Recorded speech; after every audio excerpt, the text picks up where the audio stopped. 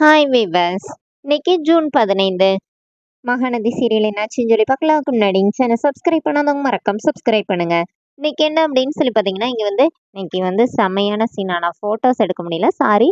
இன்னைக்கு என்ன அப்படின்னு சொல்லி பார்த்தீங்கன்னா, டைனிங் டேபிளில் உட்காந்து காவேரி விஜயும் சாப்பிட்டுட்டு இருக்காங்க. தாத்தா உட்காந்துருக்கிறாரு. அப்போ பாட்டி அஜயும் ராகினி காணும்னு சொல்லி தாத்தா கிட்ட சொல்லுங்க. தாத்தா என்ன சொல்றாருன்னா, ஒரு வாட்டி கூப்பிட்டுட்டுல அவங்களுக்கு பசிச்சா அவங்களே வருவாங்க அப்படிங்கிற மாதிரி சொல்லிடுறாரு. இப்போ எல்லாரும் சாப்பிட்டுட்டு இருக்கும்போது அஜய் ராகினி வராங்க. அப்போ ராகினி வந்து இப்போ பாட்டி என்ன சொல்றாங்கன்னா, "எம்மா பசிச்சா வந்து சாப்பிட மாட்டீங்களா? நான் வந்து கூப்பிட்டுட்டே இருக்கணுமா?" அப்படின்னு சொல்லி கேட்டோன்னே, அப்போ ராகினி என்ன சொல்றாங்கன்னா, "இல்லை இனிமே நாங்கள் அந்த மாதிரி பண்ண மாட்டோம். இங்கே எனக்கும் உரிமை இருக்குல்ல, நானும் இந்த வீட்டில் ஒருத்தி தானே" அப்படின்னு சொல்லிட்டு அப்படியே டயலாக்லாம் பேசி ஓரளவு பெர்ஃபார்ம் பண்ணிட்டு இருக்காங்க. இப்போ காவேரி வந்து விஜய் பக்கத்தில் இருக்கிறாருல, "ஏங்க இது நல்லா டேஸ்ட்டாக இருக்குது, இதை சாப்பிட்டு பாருங்க" அப்படின்னோடனே விஜய் கையில் வாங்க போறாரு. அப்போனே காவேரி, நான் ஊட்டி விடுறேன்" அப்படின்னு சொல்லிட்டு ஒரு வாய் ஊட்டி விடுறாங்க.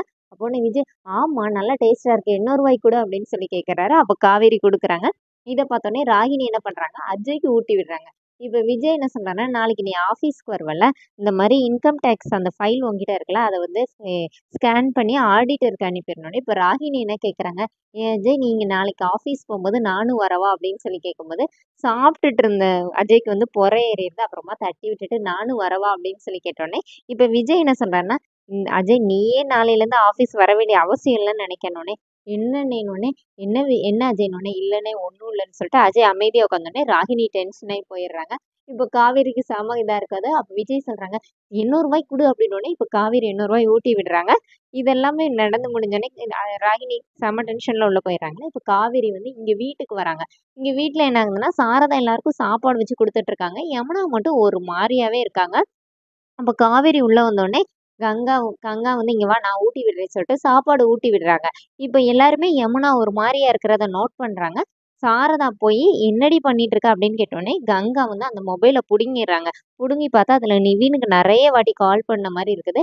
என்னடி பண்ணி வச்சிருக்க அப்படின்னு சொல்லி கேட்டோடனே இப்போ சாரதா வந்து யமுனாவை வந்து அடிச்சிடுறாங்க, ரொம்ப அடிச்சிடுறாங்க.